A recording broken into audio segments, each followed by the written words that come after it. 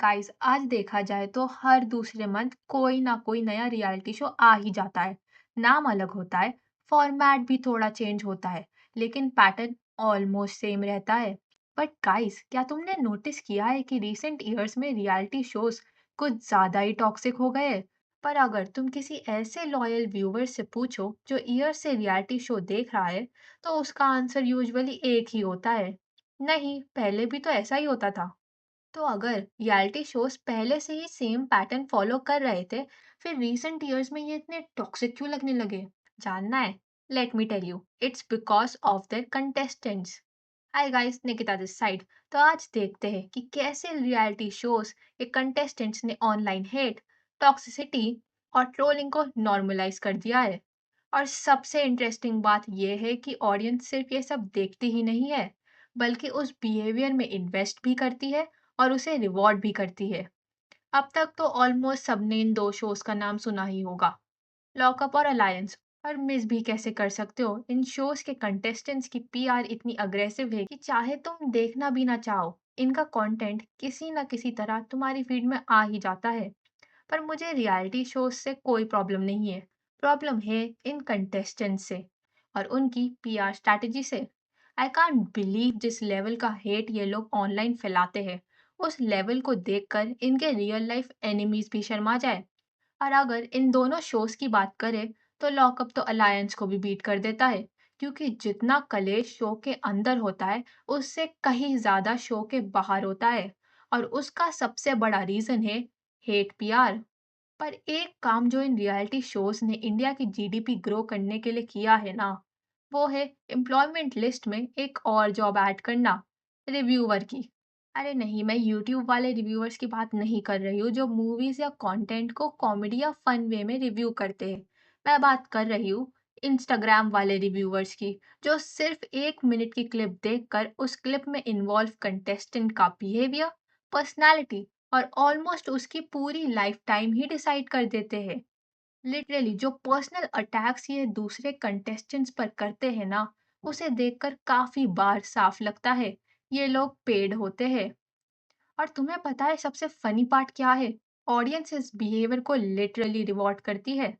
हाँ, मुझे पता है, आधे अकाउंट्स बॉट्स भी होते हैं, लेकिन आधे रियल लोग भी होते हैं।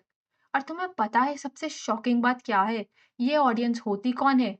13 या 14 साल के बच्चे। ऐसी ऑडियंस को देखकर लिटरली रियलाइज होता है कि पास्ट में बच्चों को इतनी इजीली मोबाइल फोन्स क्यों नहीं दिए जाते थे, क्योंकि मेच्योरिटी लेवल ऑनलाइन कंटेंट को समझने में बहुत बड़ा रोल प्ले करता है। लिटरली रियलिटी शोज की जो ये नई ऑडियंस आई है ना, वो नेक्स्ट लेवल है। काफी बार साफ लगता है कि इन्हें लिटरल किड्स देख रहे हैं, जिन्हें मैनिपुलेट करना कंपैरेटिवली ज्यादा आसान होता है। मेरे जैसे लोग भी कभी-कभी सिर्फ एक रील देखकर रेज बेट हो जाते हैं। मैं तो उसे ब्लॉक करती हूँ और मूव ऑन कर जाती हूँ। पर हर कोई ऐसा नहीं होता। जो लोग पहले से फ्रस्ट्रेटेड होते हैं, वो उस कंटेंट में और ज्यादा इन्वॉल्व हो जाते हैं। एक रील देखते हैं, फिर दूसरी, फिर तीसरी और धीरे-धीरे पूरा दिन वही कंटेंट कंज्यूम करते रहते हैं, as if their life depends on it. उसके बाद शुरू होता है कमेंट सेक्शन में गंदी-गंदी गालियां देना, कंटेस्टेंट्स का कैरेक्टर असैसिनेट करना और ऑनलाइन हेट को और फ्यूल करना। और अब तो इंस्टाग्राम का नया फीचर भी आ गया है, जो कमेंट्स में फोटो शेयर करना अलाउ करता है। उसका भी लोग भरपूर मिसयूज कर रहे हैं। लिटरली कंटेस्टेंट्स की एडिटेड और इंसल्टिंग फोटोज कमेंट सेक्शन में डाल रहे हैं। ऑल्दो मुझे लगता है कि इसमें से काफी चीजें इन कंटेस्टेंट्स की पीआर भी इंस्टिगेट करती है। और तुम्हें पता है सबसे फनी पार्ट क्या है? इंटरनेट पर इसे फैन वॉर बोला जाता है। Just awesome. और सिर्फ 13 से 14 साल के बच्चे ही नहीं, एक और कैटेगरी भी होती है, वो लोग जो अपनी रियल लाइफ में ऑलरेडी फ्रस्ट्रेटेड होते हैं। हाँ, माना कभी कभी इंडियन सोसाइटी इतनी सफोकेटिंग लगती है कि लोगों को अपनी फीलिंग्स या ओपिनियंस ओपनली एक्सप्रेस करने का मौका ही नहीं मिलता, and eventually they need someone to vent their anger on.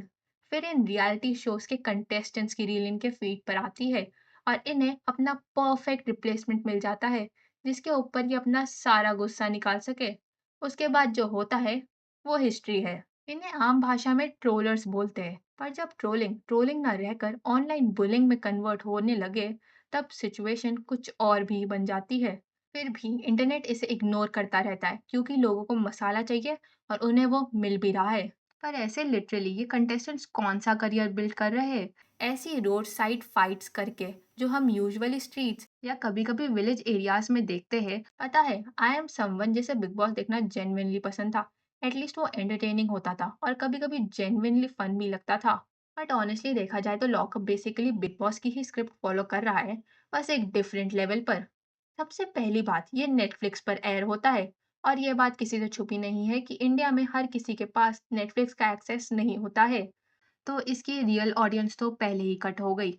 बची कौन? रियल ऑडियंस, बेसिकली वो लोग जो इंटरनेट और सोशल मीडिया ज़्यादा कंज्यूम करते हैं। क्योंकि ट्रेडिशनल रियलिटी शो ऑडियंस आज भी टीवी देखना प्रेफर करती है। पर इस सीजन में तो ये रियलिटी शो रेज बेटिंग पर चल रहा है। इसमें फाइट्स से जिनका कोई सेंस नहीं है, गालियां वो तो अब नॉर्मल सी बात हो गई है, बुलिंग वो भी है। पर एक चीज जो मुझे सबसे ज्यादा ट्रिगरिंग लगती है, वो है अपने सीनियर एक्टर्स की बिल्कुल रिस्पेक्ट ना करना। लिटरली कुछ कंटेस्टेंट्स जिस तरह सीनियर एक्टर्स से बात करते हैं ना, ऐसे लगता है जैसे वो सीनियर एक्टर्स कल ही इंडस्ट्री में आए हो। और इंटरनेट इस बिहेवियर को रिवॉर्ड भी करता है। क्यों? क्योंकि इसकी ऑडियंस में काफी बच्चे भी होते हैं। और हम सब जानते हैं कि इंडियन सोसाइटी में हर फील्ड में सीनियर्स को रिस्पेक्ट देना एक नॉर्मल एक्सपेक्टेशन माना जाता है।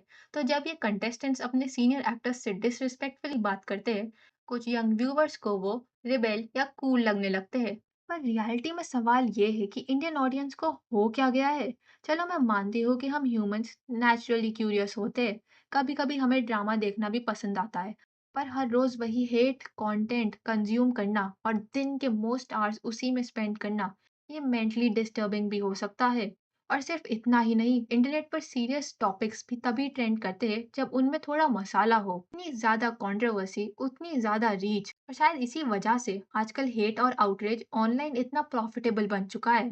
तो अगली बार जब तुम किसी कंटेस्टेंट को ऑनलाइन ट्रोल होते देखो या किसी फैन वॉर का हिस्सा बनो, एक बार ये जरूर सोचना, क्या तुम सिर्फ एंटरटेनमेंट देख रहे हो या फिर अननोइंगली उस हेट्रेट को और बड़ा बना रहे हो?